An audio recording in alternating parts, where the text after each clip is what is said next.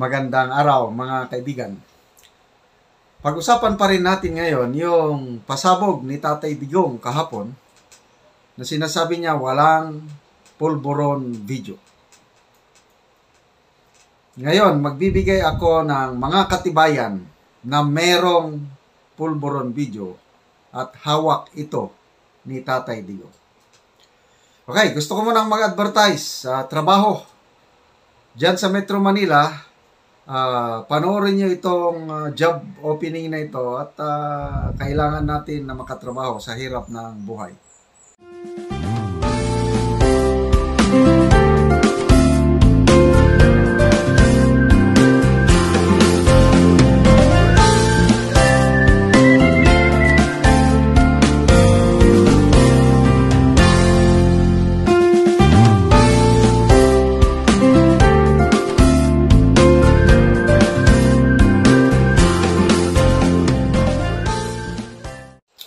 So yun na, kontakin nyo na yung email address ba yun? Basta, yung ready nyo ng Okay, so daming natutuwa ngayon na mga taga-palasyo.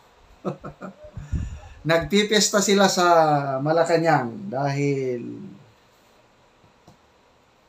tinulungan sila ni PRRD. At marami ang nambabatikos na, lalo na si Fair Lady Maharlika, ako, mga fake news peddler daw kami. Okay lang.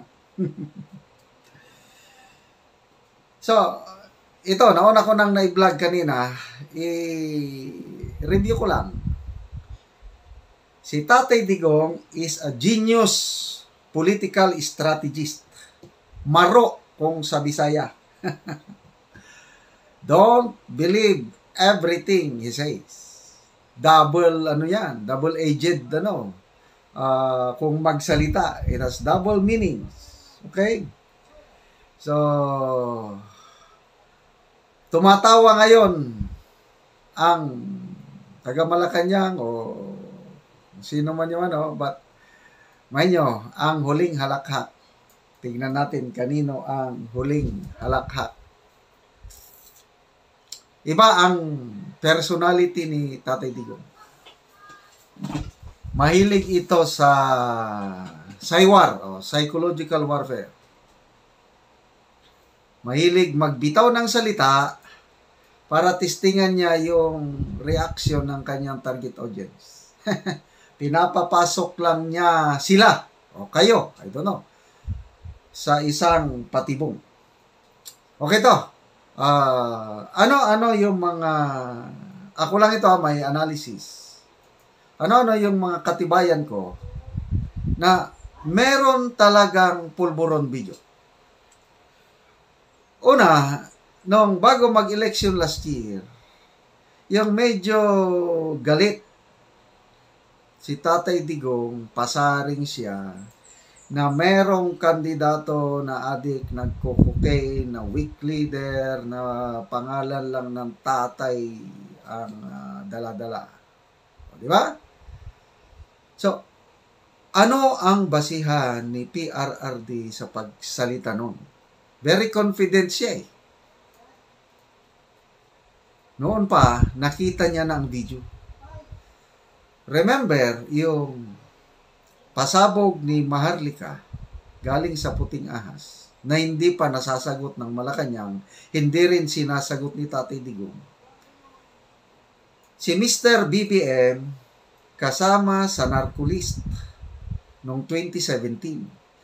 Remember, ang campaign promise ni PRRD, pag manalo siya, lilinisin niya ang ating bayan sa droga. 6 months nga lang ang termino, time frame niya, in 6 months.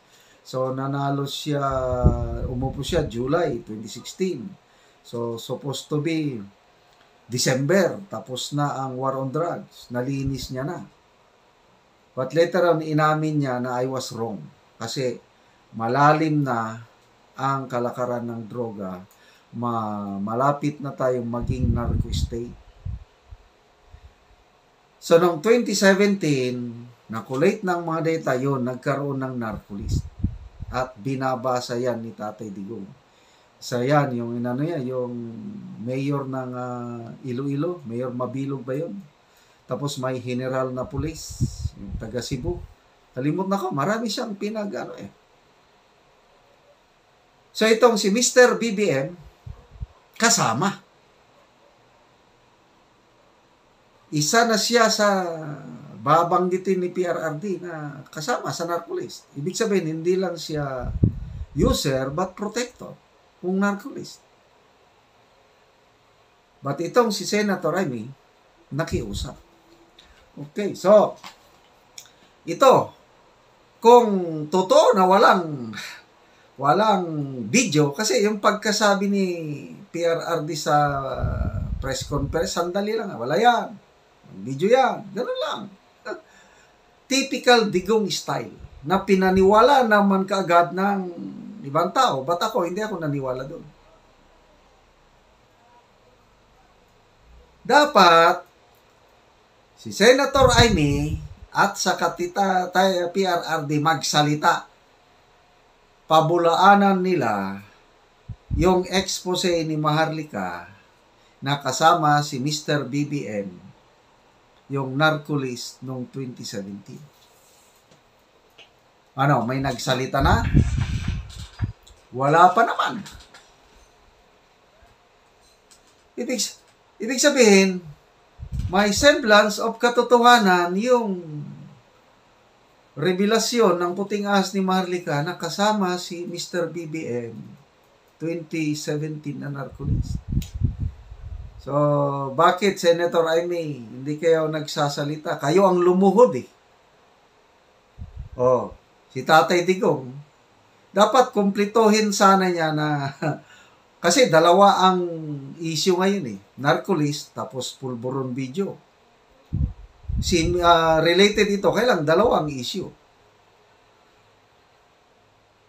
So, hindi man nagsasalita si PRRD tungkol sa narcolist, tahimik siya. So ako, naniniwala ako na kasama si Mr. BBM sa narcolist noong 2017. Naniniwala ako na pinagbigyan ni PRRD si Amy dahil family friend sila. Matagal nang magkaibigan ang dalawang pamilya at saka marunong ding tumanaw ng utang na loob si PRRD kasi si Governor Amy pa noon, siya ang unang gobernador na nag-declare ng support kay Mayor Rodrigo Roa Duterte at landslide ang panalo ni PRRD Mayor Duterte sa Ilocos Norte. So kung ako si PRRD at ganon nga ang sitwasyon, most likely pagbibigyan ko. Hindi mo maiwasan yan, political concession. O sige. Dahil magkakaibigan tayo, natulungan mo rin ako, di tulungan ko kayo, sige na. Hindi ko na i-announce. Ibulgar ang kapatid mo. But, sabi niya, turuan mo ang kapatid mo. Na huwag nang ganyan, harapin niya ang kanyang problema sa buhay, magpakatatag siya. So ako, it makes sense. Naniniwala ako na ganun nga usapan. Kaya nung kandidatuhan na, bakit hindi diretsahan si PRRD na sinabi niya, yan, si BBM nagkukuking. Papasaring lang. To me, tinutupad lang, nire-respeto lang, may word of honor si PRRD, yung usapan nila ni Senator Amy na huwag nang banggitin. Kaya patapsing lang, hindi niya pinangalanan, kaya lang very clear na pangalan lang ng ama niya ang dinadala. O, sino yung mga kandidato na may ama na pwede niyang dalhin? Wala. Si BBM lang. Ang pangalan ng ama niya, Marcos Sr. So, very clear na si BBM kailangan. Oh. Okay, so, ang aking opinion, analysis, belief. Noon pa, kaupo ni Tatay Digong 2017, nakita niya na yung video. Nga sa tingin ko, yung video na yan, hawak ng NICA, National Intelligence Coordinating Agency, at si PRRD, dahil presidente siya kumuha na siya ng kopya niya. Okay. So yan, ang una kong prueba, nasa inyo kung maniwala kayo hindi, basta ako nagpapaliwanag lang para maintindihan yung gustong maniwala. Pangalawa, si ex-Senator Nicky Cositing. Pakinggan nyo yung kanyang pagsasalita before election.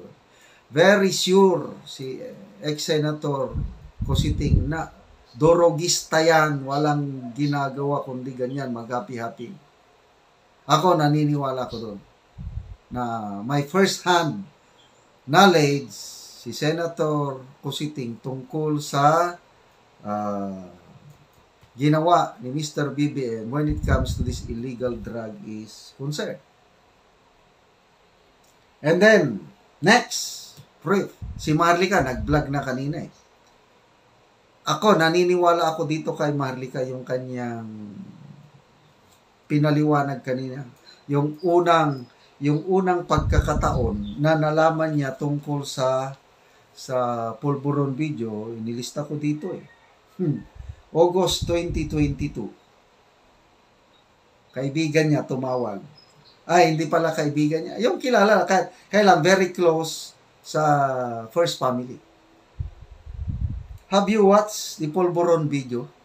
Nilista ko para hindi ako mawala. Ito yung vlog ni Maharlika kanina Yung binebenta ng 10 million. Okay. Have you watched the Pulburon video?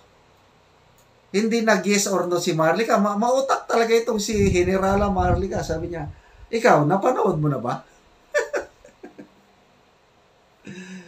Okay, so, balitaktakan hanggang sinabi nitong tumawag na ibinebenta na Meaning to say, napanood nitong tao na ito, yung tumawag kay Maharlika, napanood niya. At hantong yung usapan nila, ibinebenta ng 10 million pesos yung video na yun. So, bilhin mo na, sabi ni Maharlika, dahil mayaman yan Bilhin mo na. Baka naibenta na sa iba. Ay, nako, sabi ng tumawag, nabudol tayo. Bakit ganito ang sitwasyon sa ating bansa? Bakit binutuhan natin itong tao na ito? Nabudol tayo. If only alam ko lang na ganyan siya, hindi ko siya bubuduhan. So ito, budol ito. Itong tumawag kay Maharlika, nabudol. Nagsisi, bakit niya binutuhan? Anyway, sabi, sige na, bilhin mo na at itago mo. Itago mo.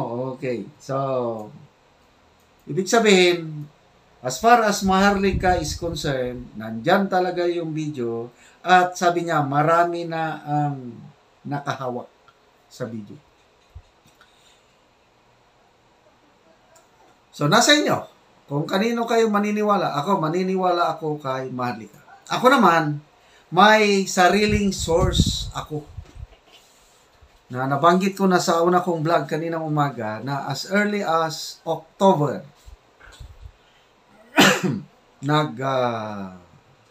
pasa na sa akin ng informasyon itong aking puting ahas na napanood niya si Mr. BBM na yun nga, yung Pulburon video. Plus, isa pang video na panood niya na yung babaeng aswang may malaswang video. Sex video naman. So, may very damaging yung ganong allegation. Pinabayaan ko lang. Hindi ako nag-comment. Basta gano'n lang. Wala. Waiting for other sources. Ganon ang aming training sa military.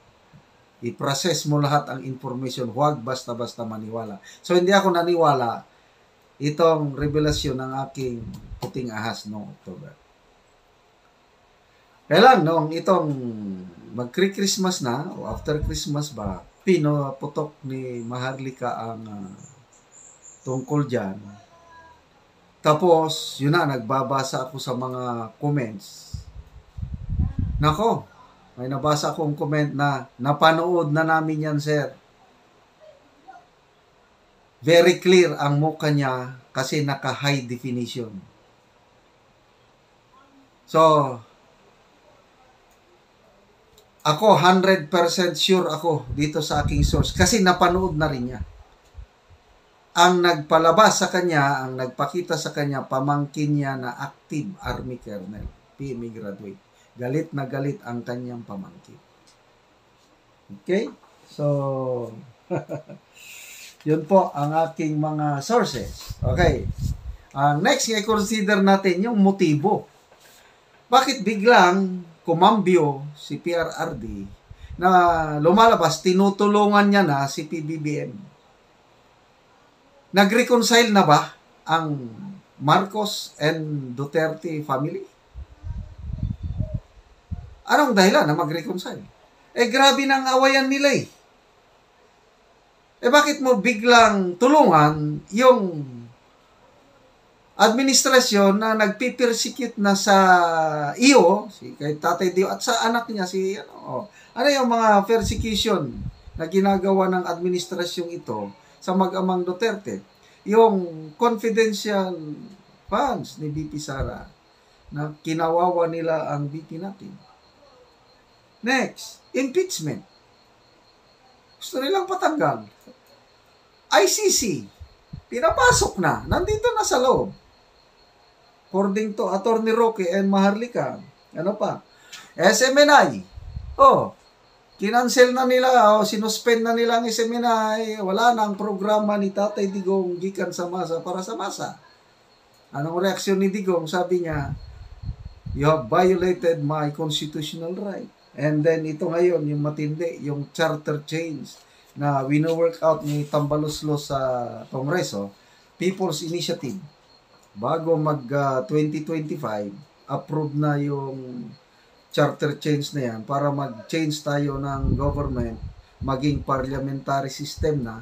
Ang mangyari, acting o initial Prime Minister si PBBM, later on, si Tambaloslos na, si BBM, presidente na lang na wala namang powers.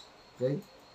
Tapos yung ginagawa ngayon, nagpapapirma na ang mga mayors, according to Congressman Lagman, bayaran, nagkakaroon na ng bayaran para lang magpirma ang mga tao.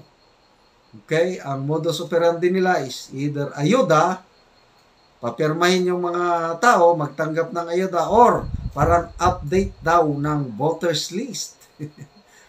Papipirmahin yung mga tao. Yun ang ginagawa na ang purpose lahat nito is para maitsapwera na si BP Inday Sara sa political power. Ano ang magiging role ng Vice President kung parliamentary na tayo? So, taking all these things in consideration, bakit tutulungan ni PRRD itong administrasyon?